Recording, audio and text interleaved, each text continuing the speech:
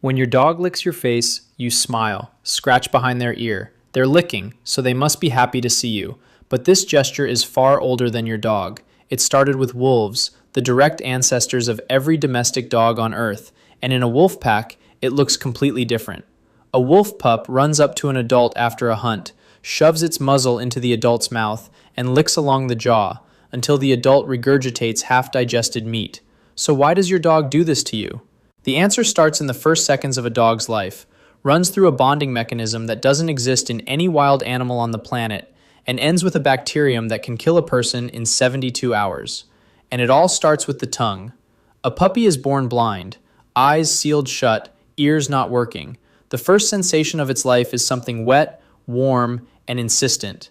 The mother's tongue moves across its face, its back, its entire body. It clears the amniotic membrane, triggers breathing, gets the blood moving. A brain that has never seen or heard anything records its very first message. You're alive. I'm here. You're safe. That connection, tongue means safety, will settle into the nervous system deeper than training, deeper than its name, deeper than its owner's voice. A few weeks later, the same gesture takes on a second meaning, the one we started with. Researcher David Meck, who spent decades observing wild wolf packs, documented this ritual in detail. Licking the muzzle triggers a regurgitation reflex in adult wolves, and it works roughly 3 out of 4 times. For a pup that can't hunt on its own yet, it's the only way to get meat. But the pups grow up and the gesture doesn't go away. Ethologist Eric Zimin described how lower-ranking adult wolves keep licking the muzzle of the dominant pack member with no connection to food whatsoever. The reflex that once meant feed me turns into a social ritual. I recognize you, I'm with you, we're the same pack. When wolves started living alongside humans roughly 15,000 years ago, the ritual transferred to us. So there are 3 layers. The first comes from the darkness of birth. Tongue means safety. The second comes from puppyhood. Tongue means feed me. The third comes from adult life in the pack.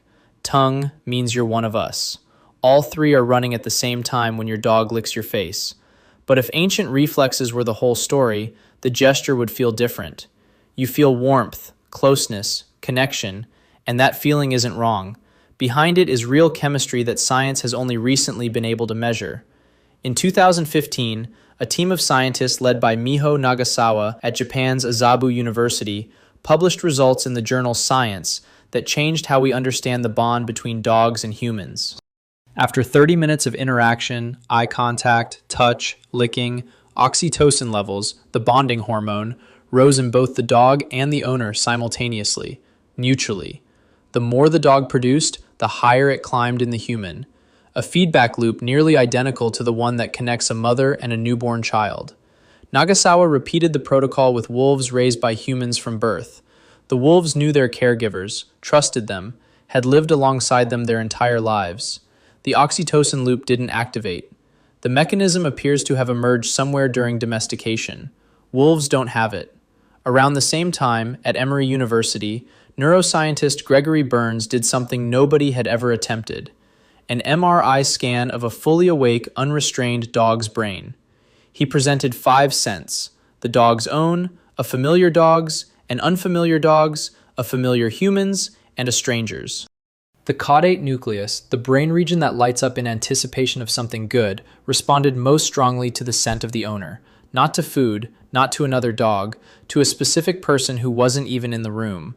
When your dog licks your face, it's triggering a hormonal bonding cycle and simultaneously receiving a neurochemical reward just from the way you smell. But what it reads in that scent goes far deeper than attachment. Dogs have an organ in the roof of their mouth, just above the front teeth, called the vomeronasal organ, also known as Jacobson's organ. Regular smell works with volatile molecules, the kind that evaporate into the air. Jacobson's organ analyzes non-volatile compounds, hormones, pheromones, chemical markers dissolved in the moisture on the surface of your skin, molecules that are impossible to sniff. To deliver them to this organ, the dog needs to collect them with its tongue. Every time your dog licks your face, it's running the chemical composition of your skin through a hidden sensory system that you don't have. And here's what it finds. In 2022, researchers at Queen's University Belfast Clara Wilson, Carrie Campbell, and their colleagues published a study in PLOS One in which 4 dogs named Trio, Fingal, Soot, and Winnie were tested on whether they could detect human stress by scent alone. Sweat and breath samples were collected twice, at rest and 4 minutes after a stressful task. No visual cues, no tone of voice, just 2 cotton pads. The dogs distinguished the calm sample from the stressed sample with a combined accuracy of 93.75% across 720 trials. And in 2019, a team led by Ann-Sophie Sundman at Linköping University in Sweden measured cortisol in the hair of 58 dog owner pairs. Cortisol accumulated over months. The levels correlated. Owners with chronically high cortisol lived with dogs whose cortisol was just as elevated. Calm owners had calm dogs. Your stress is literally being written into your dog's body over the course of months. But sometimes what your dog reads on your skin turns out to be more important than mood. In 1989, dermatologists Howell Williams and Andres Pembroke at King's College Hospital in London described a case in the Lancet that launched an entire field of medicine. Their patient reported that her dog, a Border Collie Doberman Cross, had been returning to the same mole on her leg for months, sniffing, licking, not letting up. One day it tried to bite it off. The woman went to her doctor. The biopsy showed malignant melanoma, less than 1/10 of an inch thick, an early stage, when surgical removal could still save her life. The dog had detected cancer before any medical instrument could. Since then, similar cases have been documented dozens of times. Tumors emit volatile organic compounds at concentrations that a nose with 300 million receptors can pick up long before medical equipment. And humans noticed this ability long before the Lancet. 4,000 years ago in Mesopotamia, the healing goddess Gula was depicted with a dog. The sick came to her temples and offered their wounds to sacred dogs. In ancient Greece, the same practice. At the temples of Asclepius, dogs licked the sores of pilgrims, and the healings were carved into stone. Science has since confirmed that dog saliva does contain histatins and nerve growth factor, compounds that accelerate wound healing under laboratory conditions. But that same saliva also carries something else. The bacterium Capnocytophaga canamorsis is part of the normal microflora of a dog's mouth, harmless to the dog itself. For a healthy person, it's almost always safe. Almost. The medical literature describes a case. A healthy 41-year-old man whose dog licked a wound.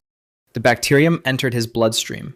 Within days, fulminant sepsis. He lost both legs below the knee, his nose, and all of his fingers. In cases of septic shock caused by this bacterium, the mortality rate reaches 60%. For people without a spleen, the risk of death increases 30 to 60 times over. Histatins that can heal, and a bacterium that can kill in 72 hours. In a single drop, on a single tongue. Tonight, you'll open your front door. Your dog will run up, tail swinging, ears back, nose already working. It'll lick your chin, your cheek, the corner of your mouth. You'll wipe your face with the back of your hand and walk to the kitchen. It'll lie down at your feet and rest its chin on its paws. Between the two of you, a mechanism will be running that is older than agriculture, older than cities, older than written language. It started at a campfire, when the first wolf licked a human's hand, and didn't get hit. 15,000 years later, a reflex became a ritual, backed by hormones that don't exist in any wild animal on the planet. A wet nose, a warm tongue, the sound of a tail brushing against the doorframe. The same message as in the first seconds of life, only now it's meant for you.